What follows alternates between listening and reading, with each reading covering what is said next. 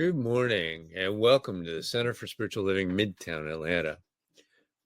Such is the nature of life that all it asks and all it wants is the opportunity to appear. And you are that opportunity, and so am I, and so it is. Wherever you are, whatever path brought you here today, please know that you are welcome and celebrated. We know who you are. You are an individual expression of the divine life in which we all live. We are life's opportunity to be someone unique and wonderful. Whatever your ethnic background, your religious affiliation, however you know yourself, describe yourself, your pronouns, your gender identities, we are glad you are joining us here today. You are welcome to be a part of this community in whatever way serves you. And here's our vision statement. We are a strong, open, globally connected community centered on the clarity of principle through teaching, service, and practice. We create a safe and respectful environment that supports healthy spiritual growth. And now, here is our Declaration of Principles as outlined by Ernest Holmes. A few of the Declaration of Principles we live by. I believe in one God, one absolute power, and first cause to all things. I believe that this power is perfect love, and it creates out of a desire to express love. I believe all thought is creative, and how I choose to think creates my personal experience. I believe in the unity of all life, and the immortality of the individual soul forever unfolding.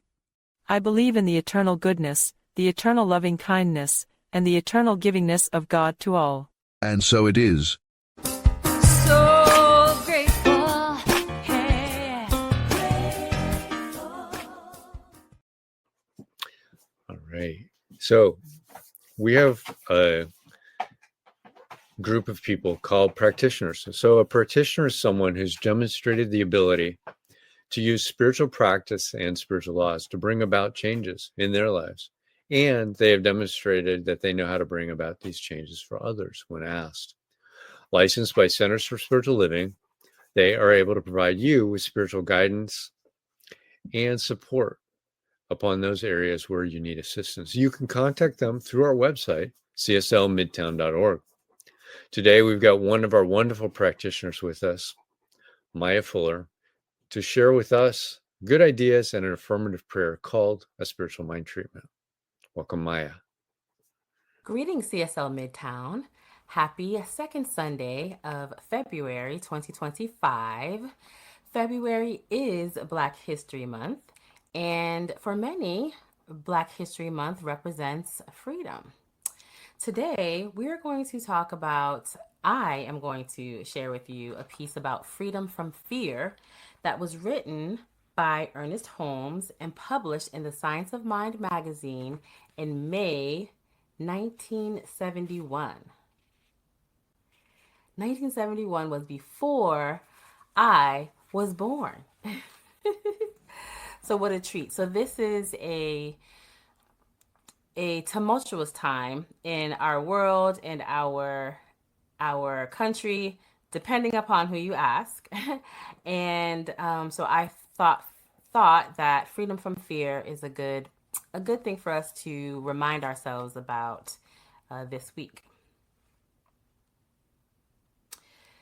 This is going to be our treatment and our affirmative prayer, which is a treatment written in the words of Ernest Holmes in the form of this article. Freedom from Fear by Ernest Holmes. Probably the most contagious disease in the world is fear. We know a good deal about germs of physical disease, but it is only in recent years that science is beginning to speak of the possibility of what you and I might call the mental germ of fear that infects people. Recently, I read a magazine article dealing with the effects of fear. While this subject isn't new to you and me, it is new in the field of science. The article stated that John Jones was humming a gay tune and seemed to exude confidence in himself and in the world when he entered a streetcar and sat next to a man evidently filled with fear and apprehension. By the time John Jones got off the car, he was in the grip of a terrific anxiety which he couldn't explain. For a scientist to state that just being near a fear-ridden person can cause one to be vaguely fearful without knowing why is something new.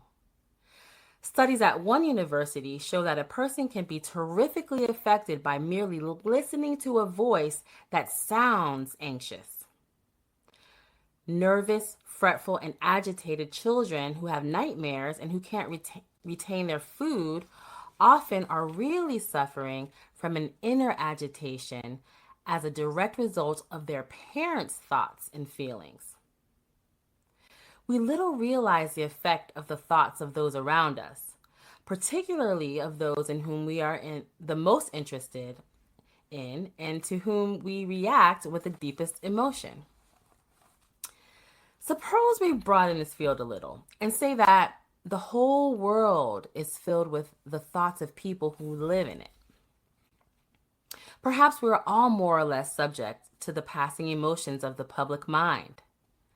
A leading psychiatrist has said that fear can render a person completely unconscious as far as his brain is concerned. It paralyzes the memory. We know that in cases of amnesia, people are so frightened by some unconscious emotion that they even forget their own names and where they came from. We are told that fear produces a mysterious chemical which is released in the blood, but that chemical disappears when the anxiety is over. Well, we need not dwell too long on the negative side of fear. We may as well admit that we all do have a little fears and anxieties. And of course, we wish to get over them. Fortunately for us, the real and lasting healing of fear and anxiety is not to be found in a drug or in physical manipulation. The cure is to be found within our own minds. There is something we can do about it.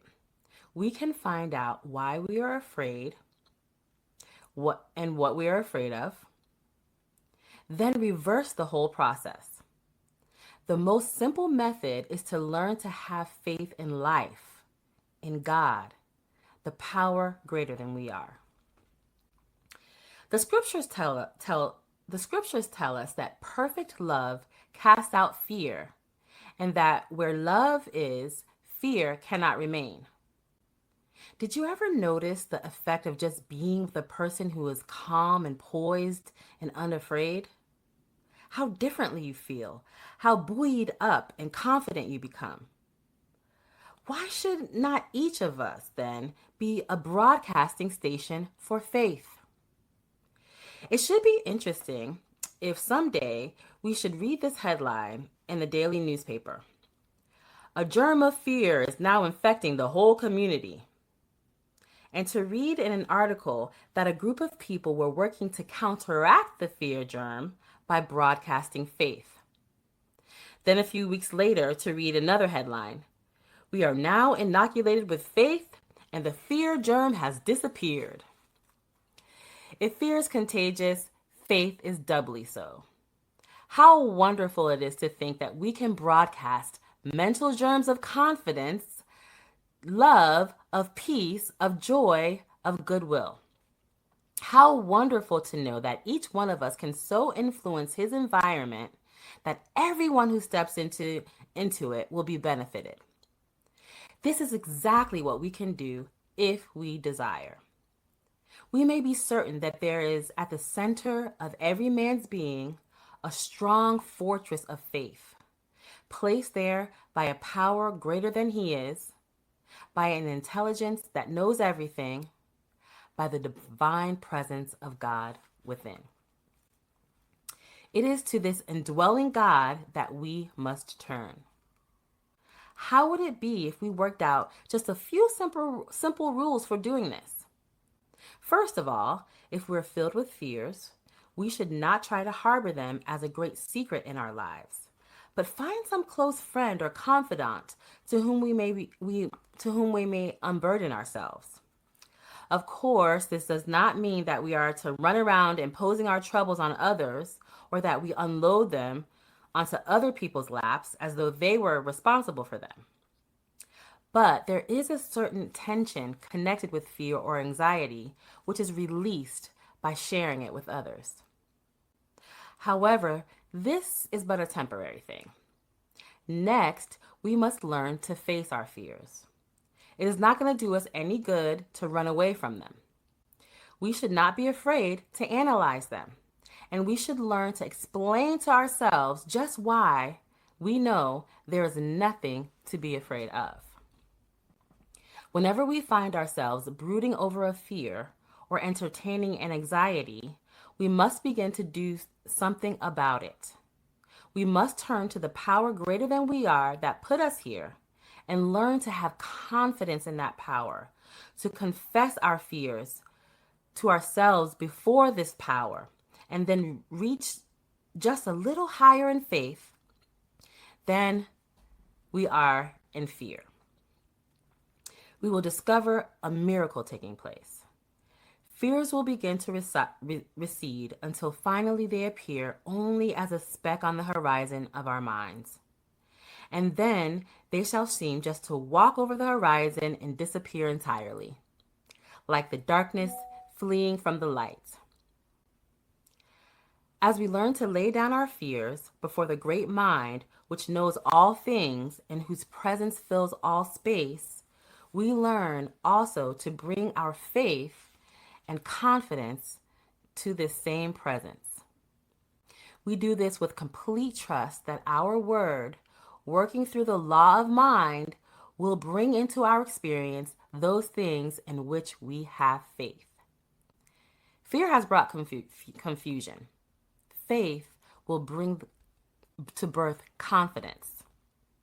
Anxiety has brought days of conflict and nights of dread. Faith alone can heal this confusion and drive from our minds all thoughts of fear and dissipate all anxiety. Love can bring harmony in our lives. Let us know that underneath are the everlasting arms. Let us feel the presence of God, just as we feel the presence of life. And in feeling this presence, we can feel no fear. The happiness of living is ours. Every moment of our day is made glad with the joy of life. We are in love with life, and life is in love with us. And so we unite with all people in goodwill, loving and being loved, blessing and being blessed. Love gives us a sense of security and confidence, and we know that we are united with the only power there is. So there comes to us a great peace of mind, a deep sense of belonging, a complete realization that God is right where we are today and every day. And I wish this for you and for me and the whole entire world. And so it is. All right. So it's my privilege to introduce our speaker this morning. Reverend Cynthia Paulsen is an interfaith and religious science minister, a divine science spiritual practitioner, and motivational speaker and author. Her sermons and workshops are deeply rooted in New Thought principles, inspiring personal growth and transformation. She is the author of Undoing the Knots, Reclaiming Our Good. She's currently working on her doctorate of divinity with the Emerson Institute and writing a new book. And she's happy to be living in Brookings, Oregon, with her family. I give you Cynthia Paulsen. Hello, CSL Midtown. It is always such a pleasure to be here with you. So, hey, do you know this one? If you're happy and you know it. Kind of falls flat when I'm in an online service because I can't hear you. But I know that if we were gathered together in person, someone would say, clap your hands, right? Or I guess you could stomp your feet or shout hooray or do all three. We know the song, right? So in that song, you can't do anything unless you know you're happy, right? If you're happy and you know it, you do something. So how do you know you're happy? It's kind of a silly question, right? You just know. Happiness is one of those weird, vague things that's hard to describe and identify. But you know it when you know it. Happiness is relative to the person experiencing it. So what makes me happy might not make you happy, and vice versa. So how do we even begin to discuss this? We're all individual expressions of the divine. We know that we are all one, but we're all also really unique and different with different ideas about our happiness. So generally speaking, what is happiness? You know that I am a word girl. I'm a writer. So my inclination would be to just dive right into a definition of happiness. But let's kind of feel it out first. Is it a good feeling? Is it an emotion? A state of being? A state of mind? A state of consciousness? An agreeable mood? A positive attitude? A habit? A choice? A practice? Yes, it is all the things, isn't it? So I will tell you, when you do look up happiness in the dictionary, the first thing it says is it's the state of being happy. Well, duh. Very clever. So thankfully, it goes on and says more. It says happiness is a state of well-being. Okay, so it is a state of being. It's a state of being well. Happiness is contentment. I would say contentment with life. This sounds great. Happiness is joy. Happiness is a pleasurable or satisfying experience. Duh. Some of this is like, yeah, duh. Of course it is. You know, it also lists good fortune and prosperity in the definition of happiness. I say yes to that. Like, wouldn't that make you happy? Yes, absolutely. Good fortune and prosperity. Yep. Now, in preparing for this talk, I was reading a book called The Happiness Advantage by Sean Aker. This is the book, by the way. Ooh, there's a glare, sorry. And I loved how he defined happiness. He said, happiness is the joy we feel striving after our potential. It's kind of deep. Think about that for a second. The joy we feel striving after our potential. That word potential makes me think about our spiritual potential. You know, all of us have the same potential. We talk about this in New Thought, that spiritually speaking, our potential is in God, the divine, or whatever the word is that you use for the one power, the one life. Our potential is God's potential. It's God's perfection. And, you know, Ernest Holmes said that potential man, and I'm going to edit that, and potential woman, is just as perfect as the inherent God. That it's the Father's good pleasure to give us the kingdom, which would, of course, make us happy. So that means we have the potential at not just any given moment, but in every given moment to receive and experience all God's goodness. That's a big deal. The potential for that is already here. So let's let that soak in for a second. In fact, let's do this as an affirmation. Just repeat after me. The potential for my happiness is always here. So one of the ways Ernest Holmes defined happiness is a consciousness of the goodness of God. Being in a state of being aware of your good. Science of mind, divine science, New Thought, we use the word good a lot, our good. These philosophies teach that God is good and only good, and God is omnipresence. God is always here in all ways. So therefore, our good must be here too. And any good of any kind makes us happy. So maybe the thing for us to think about today is, why does happiness even matter? Why am I even talking about this today?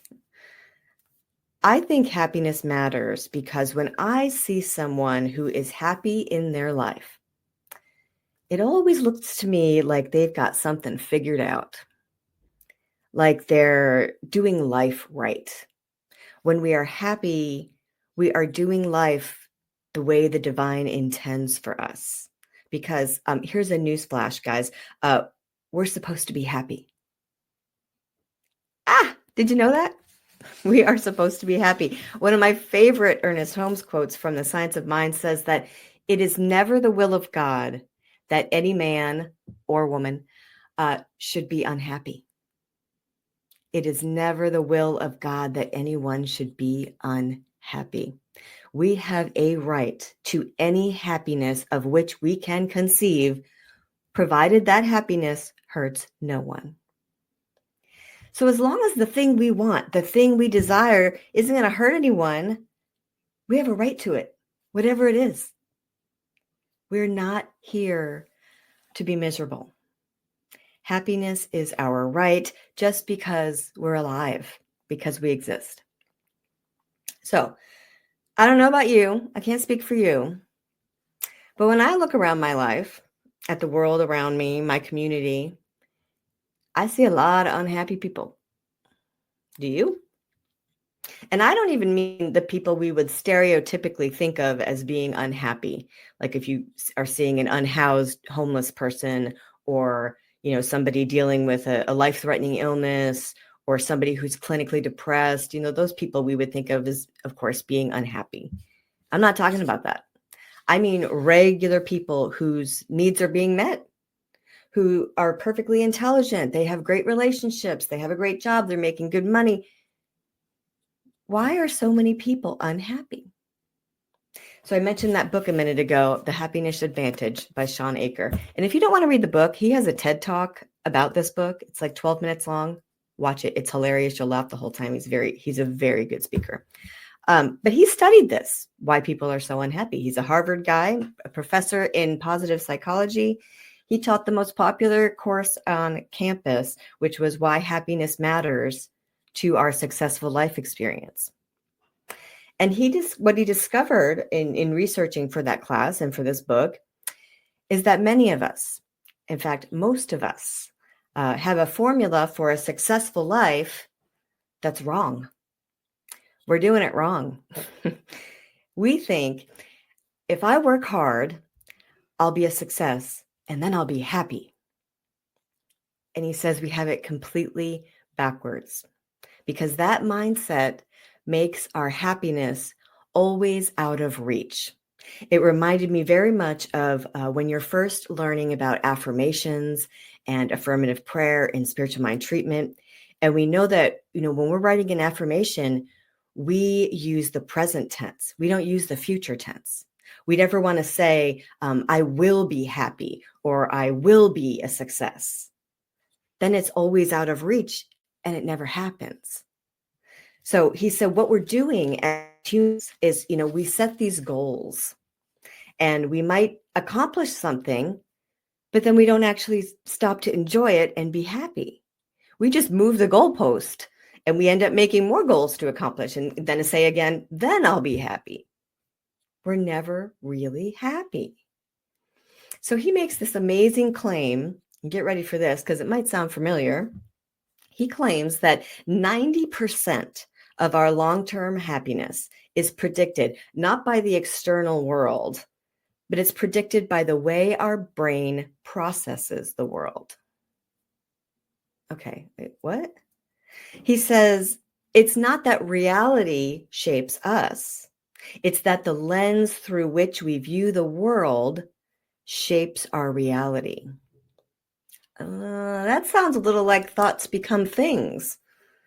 Sounds like, our consciousness and our awareness of our good creates more good. It sounds like we create our reality with our attitudes, our attention, our intentions, and our faith.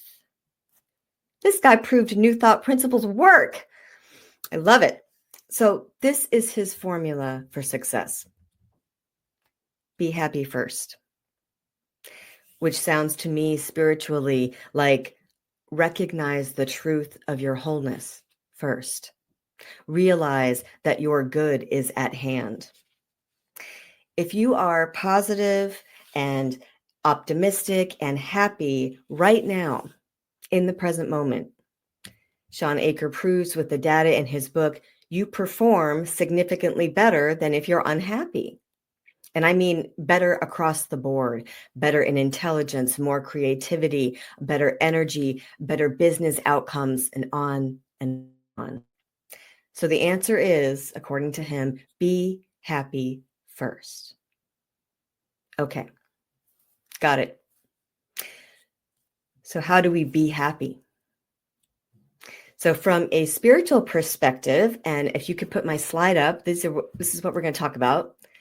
The 5 things that we can do to be happy, to cultivate more happiness. Okay, here's what they are. Let's run through them. Recognize that happiness is a choice. Number 2, we're going to be in the present moment, fully releasing the past. Number 3, have gratitude, and don't be rolling your eyes. We're going to dive into that one and have fun. Number 4, serving others, performing acts of kindness. And number 5, exercise. What? Oh, yep. Okay. So number 1, recognize that happiness is a choice. There's a famous quote by Abraham Lincoln that says, most folks are as happy as they make up their minds to be. I love that. It's a decision. It's a choice. And the crazy thing is, if you have ever learned anything about Abraham Lincoln or studied him, he suffered from severe bouts of depression, and he experienced so much grief and loss in his life. You don't have to leave the slide up if you don't want to leave it up, just so you know. So again, he was depressed. He suffered from grief and loss. And yet this quote from Abraham Lincoln shows us that he was clearly aware that within each of us is the choice to make up our minds and choose happiness. Now, we hear that happiness is a choice, and we nod our heads and we know it. But if we're honest, we know that sometimes in life, we experience things that make it very hard to choose happiness. My mother-in-law is the most incredible example of this. I've always wanted to give a talk about her, so this is her moment. Her name was Joni, and I met her in 2011 when I first started dating my husband, and she made her transition just a few years later in 2015, so I did not know her for very long. But I would describe her as a genuinely happy person. I never saw her complain. I never saw her sad. She always had a smile on her face. Every time she would meet you, she would say, "Hey," with a great big smile and a great big hug from the very first time she met you. Easygoing, she laughed a lot, just a real sweetheart, a happy person. So then I started to learn some things about her. And the more I got to know the family, I learned that Joni experienced more deep, profound grief in her life than anyone I had ever known. As a child, when she was 6 years old, her mother was very ill and she died from cancer. So there was this grief and pain in her childhood. So Joni grows up and marries the man who would be my father-in-law. They have 4 beautiful children. And when the oldest daughter was 15, she was in a terrible car accident. She was in a coma and put on life support for 3 months until she was taken off life support and she died.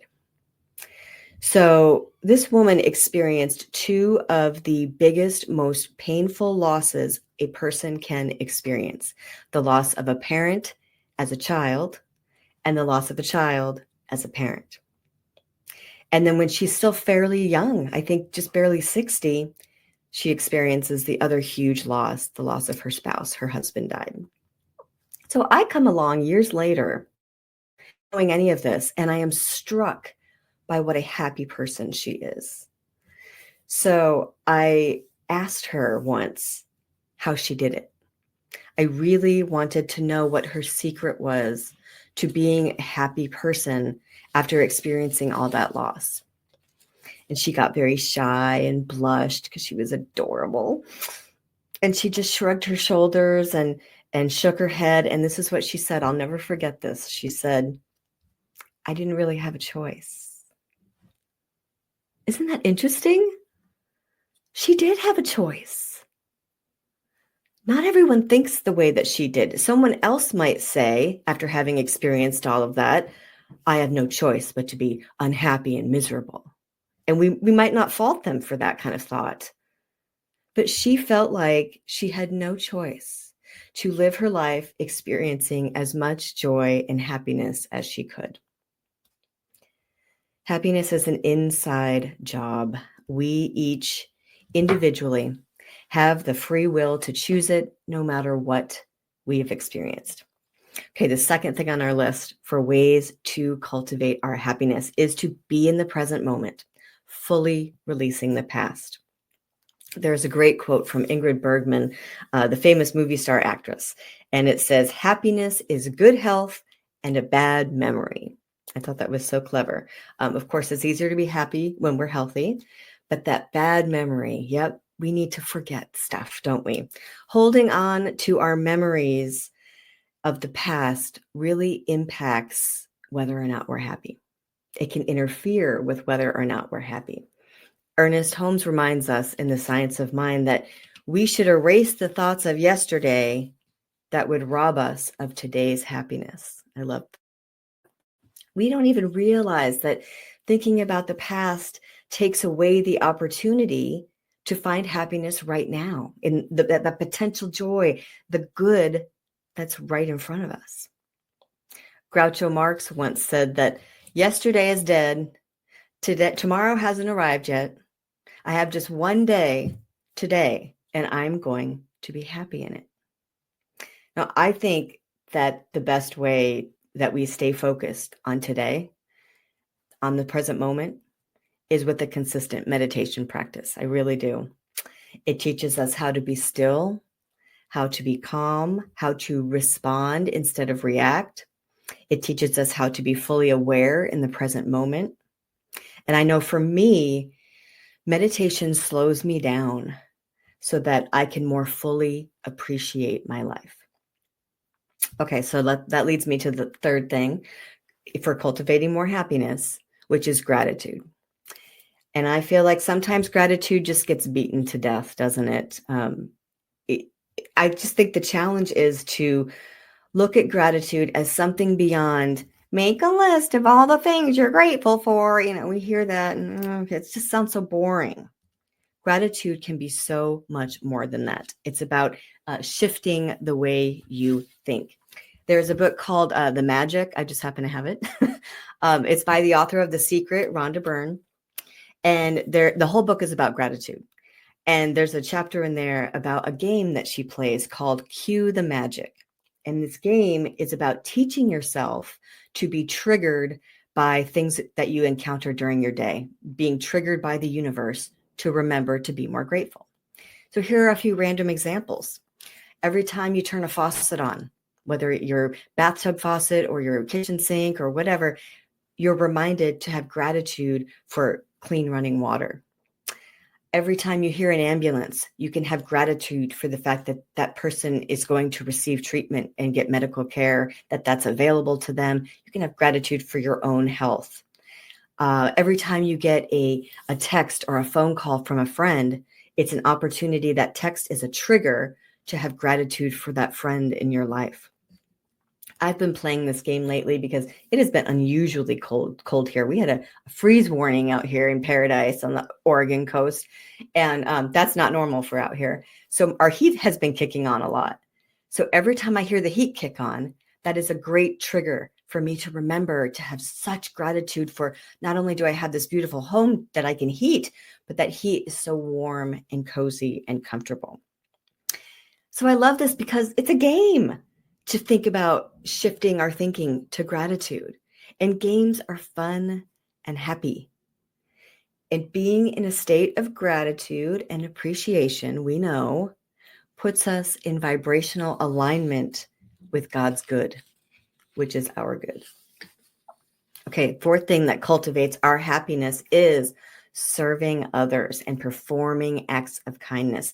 This has been studied and proven scientifically that helping others triggers those feel-good chemicals in our brain, the dopamine, serotonin, the oxytocin. Okay, so here I'm going to give you a quote. They're going to put a quote up on the screen for me.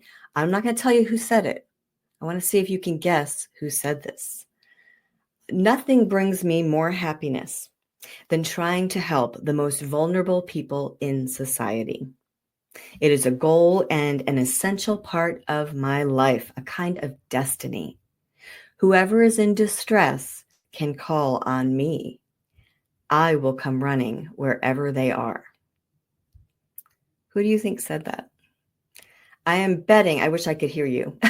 Get your guesses. I'm betting that some of you are thinking Mother Teresa. It definitely sounds like something she would say, but it's not. It's Princess Diana. Isn't that interesting? She thought that nothing brought her more happiness than helping the most vulnerable people in society. So it is true. Serving others makes us happy. There is a fantastic story that illustrates this in the book, The Mastery of Love by Don Miguel Ruiz. It's an ancient Toltec story called The Master. And you may have heard it before. The master was speaking in front of a huge crowd, and a man in the audience was very moved, and he wanted to invite the master to his home to serve him a meal. He didn't think that he would accept, but the master says, yes, I'll come, prepare everything and be ready. So the man prepares all this food and wine, and he gets some beautiful clothes to present to the master when he comes. He's all ready and sets the table, and there's a knock at the door, and it's an old woman. And the woman tells him, I'm starving. And she asks him just for a piece of bread. And well, the man invites her in and serves her some of the food that he was going to give to the master. And so she eats and she leaves and goes on her way.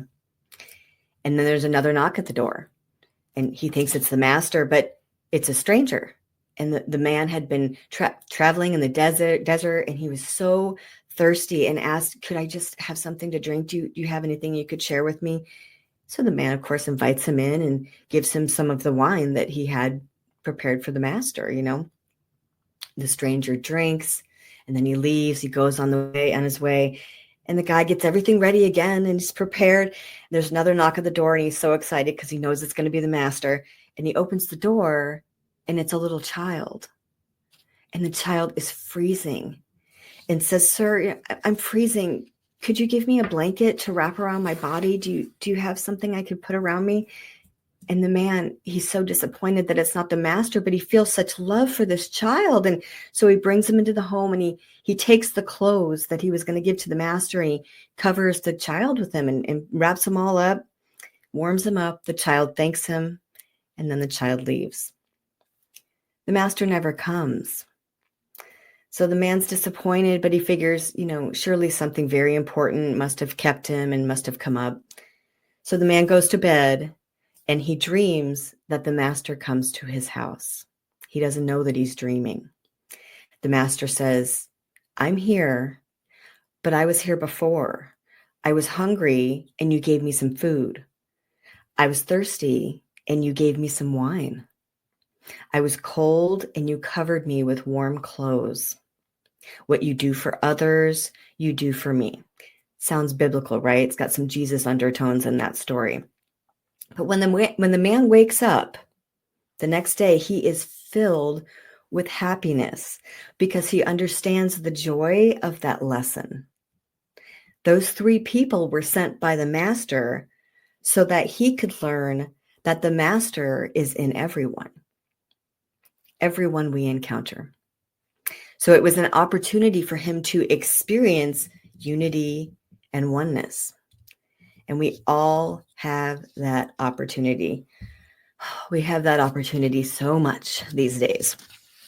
When we are in a position to help others, which we almost always are in some capacity, it actually empowers us spiritually and makes us happy. Okay, so the last way I want to talk about to cultivate our happiness is exercise. Ew, I don't want to work out. super lazy. Yes, exercise actually makes us happy because of endorphins and those feel-good chemicals going on in our brain when we exercise. And what's funny is I actually toyed with calling this talk How to Be Happy in 10,000 Easy Steps. That's what I was going to call it, because 10,000 steps a day is not easy.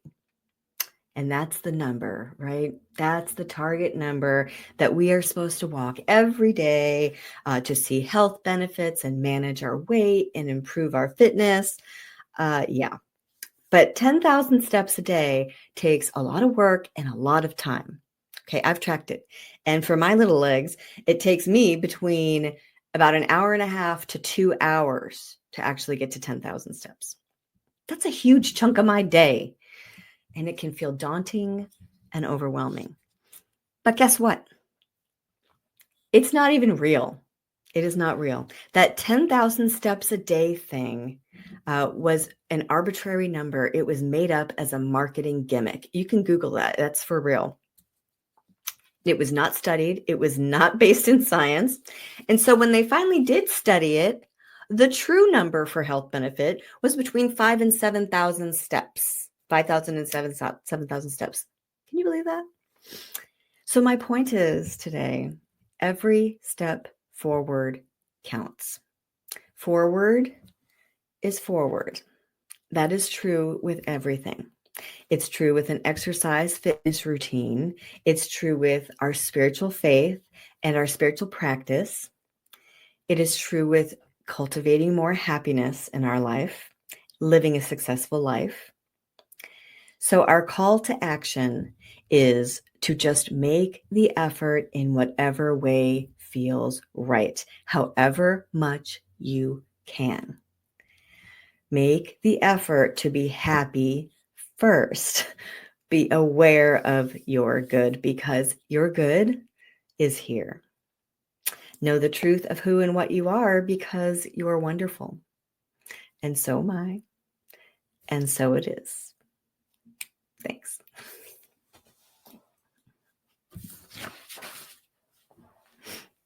All right. Unmute yourself. There we go. It makes a difference. Thank you, Reverend Cynthia. Thank you. An awesome talk on happiness, where we have within us the happiness. And with that happiness, giving is part of what she was talking about. So you can give at cslmidtown.org/donate. Scan the QR code that's on the screen. And say with me now our affirmation of prosperity. I live in a universe of abundance. As I freely and joyfully give, I join in the divine flow. And all that I share with life returns to me multiplied abundantly. And so it is. And we appreciate your contributions. There are so many things that we do. We bring you these wonderful speakers. We have this presentation, all this online activity. And then once a month, we have our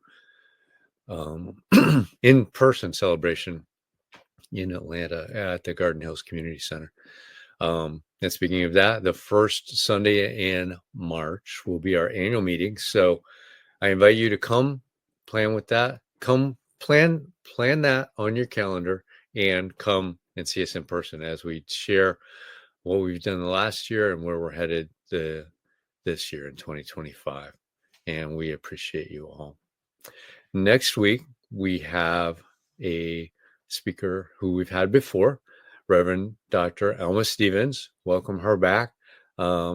Ripples the Art of Mindful Living, which is kind of a little bit of what the happiness that Cynthia was talking about today. It goes on our theme of the month, Radical Interconnection. And Sundays before the talk at 10 a.m., we have a study group that's talking about the Science of Mind textbook, going through that whole textbook. And you're welcome to join that if you are interested in delving a little bit deeper into what Science of Mind is and how it can be used in your life. And then right after this, now, if you are available, come join us over on the Zoom. We'll have a discussion with Reverend Cynthia, talk a little bit about her talk on happiness. So you're welcome to come join us there. Go to cslmidtown.org and scroll down, See the Zoom link with the little code. Click that and log in. We'll see you there. And now, our affirmation of life. I leave this place now knowing something better than I knew before. I go forth into the world with a heart full of love and a mind full of good sense. I look at the world in a greater way, knowing that I have within me everything I need to create the life I desire. I give thanks for this understanding, and I am grateful for the spirit of life that lives through me. And so it is. Have a great week, everybody.